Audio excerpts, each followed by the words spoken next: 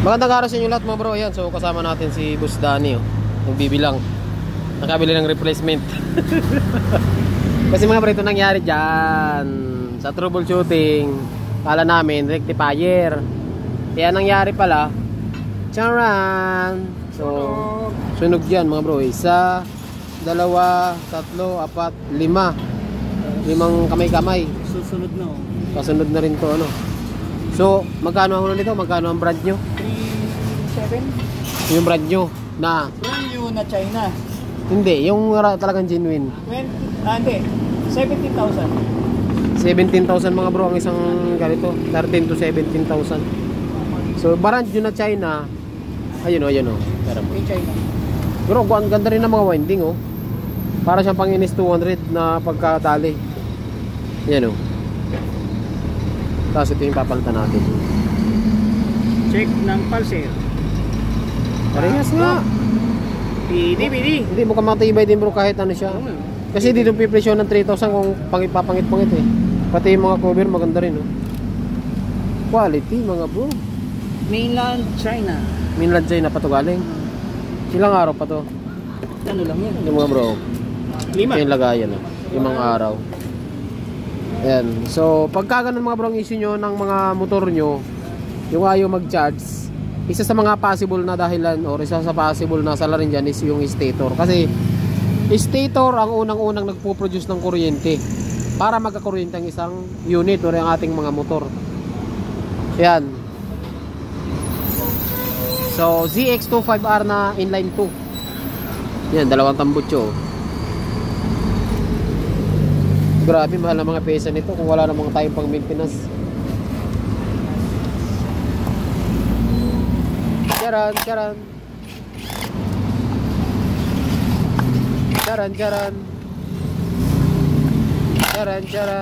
Eh, balas na. Yan, tapos ito mga bro, no. Baka tanungin nyo yung wiring nito. Yan, bali mayroon lang 5 wire dito sa ating regulator rectifier. Tapos dito siya nakalagay, ayan. Yan. So sa may tangke, dito sa may unahan, dito sa may parting left side. Yan, sa may parting left side yung ating regulator rectifier. Kasi nung una nangangapa kami kung saan nahanapin, sa likod ba, sa ilalim, sa gilid. Buti nasilip namin, dito pala nakalagay yan, oh. Yan, so mayroon lang 5 wire yan, tatlong ayan, oh, tatlong maliliit, 2 malaki. Yung tatlong itim papunta ng rectifier yan. Dito yan, oh. Papunta dito sa tatlong itim din. 'Di ba? Papunta ng tatlong itim. Tapos yung puti sa ating isa papunta ng battery yan, sa main ng battery. Tapos yung isang itim, yan yung ating ground. Yan. Tapos siyempre yung ating socket ito, papunta ng pulser to, 2 wire na maliit. Yan. So bali, ang ano rin, ang wiring ng ano, ang wire din ng stator ay 5 rin. 3 na itim yung papunta ng ating regulator rectifier, tapos positive negative ng pulser. Okay, positive negative ng pulser papunta ng ECU. Yan, papunta po ng ECU yan. Ito, bali ito. May tanong. Anong tanong? Bakit nasisira at nasusunog ang stator coil? Bakit nga ba? Ikaw, magsagot. Ang possible na dahilan niya mga bro, ba't nasusunog ang stator coil? Siyempre, unang-una dyan pagka mayroong mga maling wirings na naikabit. Siyempre, ang mga parts ng mga motor mga bro, nasisira rin talaga yung katagalan ng panahon. So ngayon, kahit walang wiring na kinabit o mga load na kinabit, hindi nag-overload, possible pa rin na masira. Kasi pro naman na masira yung mga pisa ng mga motor mga bro. Pero mabilis masira yan kung may maling mga wirings. Kasi pagka overload kayo mga bro, take note, sabi ko sa inyo, yan yung pinakaunang-unang nagpo-produce ng kuryente sa motor. Kapag kasira yan, wala kayong charging, wala kayong mga ilaw. Ngayon, pagka na-stress, halimbawa, kagaya nyan, kagaya nito, oh, meron kayong mini driving light. Pagpalagay nyo, meron kayong loud horn. Meron kayong mga loud horn. Tapos, sablay-sablay yung wirings nito, possible na ma-damage ito, yung socket, at ayun. Ito nga pala, oh. Wala na, wala. Ito, kagaya nito mga bro, yung ating Ceramic Pro. Ito yung mga ginagamit dun sa mga Inmax, Aerox na nag-error 12. Ngayon, pagka sira-sira din yung mga wirings mga bro, mga lost connection, nag-iinit kasi yan pagka naglo-lost connection mga bro. Ayan o. Pero hindi na ito mag-iinit, maganda na o. Diba? Salpak natin. Matibay, di. Parehas ba kalaki? Pero magkaiba ang bilang. Parehas lang. Parehas lang din. Ilan to? 18. 18 rin. Grabe, sunog na sunog oh.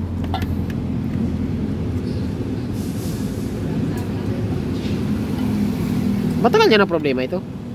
Bago lang. Hindi pa ano? Bago lang.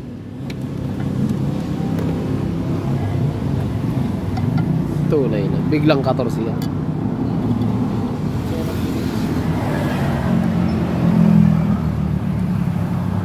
At sa habang minuto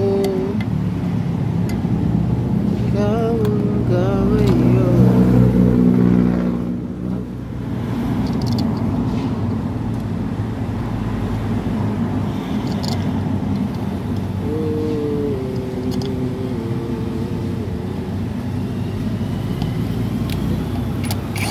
Oops.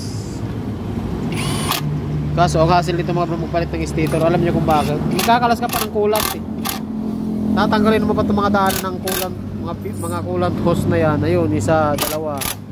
So, hindi kagaya ng mga maliliit na motor na palit yan ng stator. Walang kahirap-hirap. Yun ang problema. Dito, puro pahirap. Tatanggal ka pa ng speedometer. Wala pang ha? Kailangan pa ba yun? Eh, speedometer sensor. Oo nga pala no. Kalasin pa yung speedometer sensor.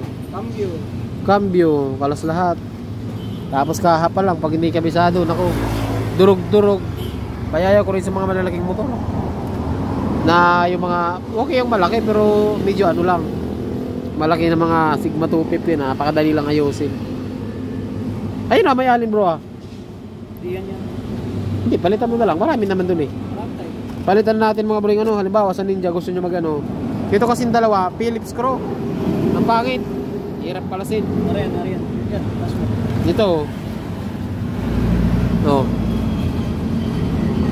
Diba? May impact kaming ginamit. Wala, hindi kinaya. Ayan o, impact yan. Talagang sobrang tigas. Silin-sil na lang natin. Ngayon, papalitan na natin siya ng kaparehas na alin. Ayan, mga alin na yan. Papalitan natin. Para maganda na sa susunod. Wag naman sanang bumigay agad. Pero mukhang matitibay din naman ang winding oh. Quality rin naman ang pagkagawa sa kanya oh. Di ba? Quality. So ang stator pala nito mga bro ay naka 3 phase po yan ano. Naka 3 phase. Tapos yung naghahanap ng deal natin na binubuo. Ay na yung deal natin na binubuo. Tapos may bisita tayo si Paring Makoy. Paring Makoy. Tapos mga bro baka bukas baka sarado tayo kasi papalimit muna tayo. Grabe ang init. Hindi kinakaya, hindi namin kaya tumagal dun magtrabaho sa loob. So baka mag swimming tayo bukas. Hindi ko alam kung saan tayo pupunta. Basta mukhang sarado tayo bukas. Ano yan tay? Ano daw? Ha? Repair kit? Repair kit. Tik tak boom. Tignan natin kung aandar ito mga bro. Nantayin natin na may kapit para matesting. Kaso lobat to eh. Charge na kaya natin para maganda. Nalubat na to mga bro eh. Ito ay galing pa ito ng Bitin. Binangunan Rizal. Binangunan Rizal pala ito galing. Itong ating ZX25 RRR 250cc degrees Celsius. Ano na Jim? Kaya ako dun. Siyempre ba ito? Bahala si Boy mo. Dinalitan mo ng alin niya, boy. Mahaba ba yata?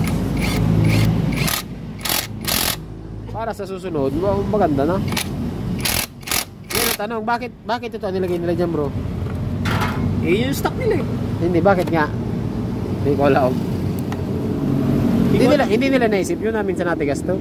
Hindi sa bagay sa mga kahit saan, kahit sa Honda, ganyan din. Sakit yan. Suzuki, sa Raider, ganito rin. Sa bagay, yung mga two-stroke dati, yung mga lock sa mga crankcase, ganito ano. Oo. Pero may alin na yun, no time na yun. Wala pa. Sa mga Two-stroke. puro screw lahat yun.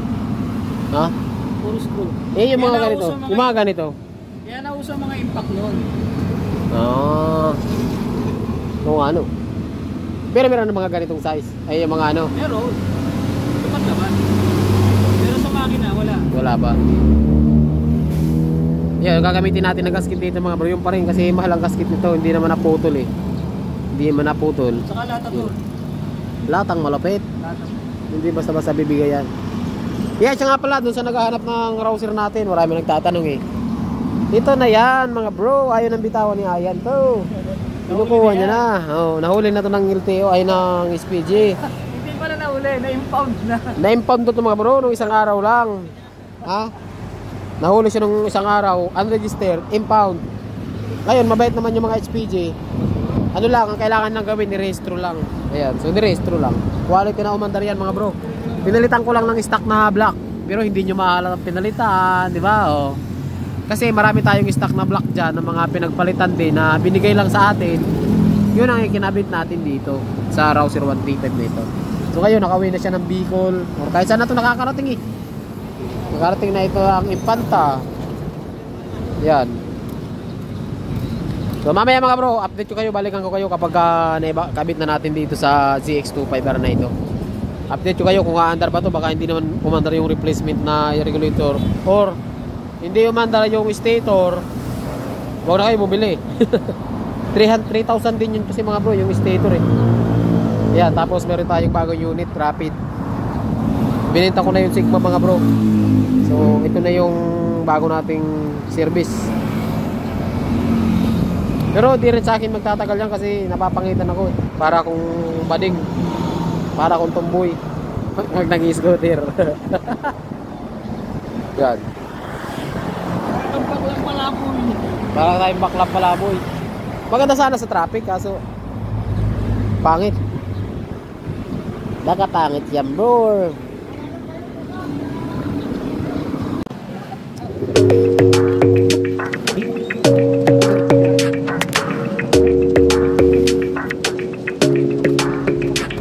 Your smile keeps playing, you're miles away, yeah.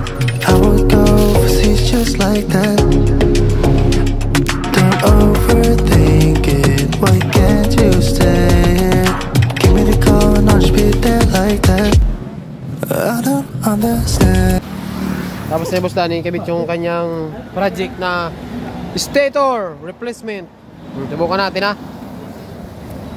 Yan. Kung binuhay natin, so meron pa naman siyang 12.4 na battery. Yan. So ang charging ng mga big bike mga bro, at least dapat lumalagpas siya ng 13 ano. Kasi pag 12.8 lang yan, 12.5, pag nagbukas kayo ng mga ilaw, malulubatan po kayo niyan. Okay? So, push start. Eh, yan, umaandar na. 13.8. Yan, magalaw lang sa video. 14.7. Yan. Diba? Charge na. Tutuwa na may-ari niyan. Yan.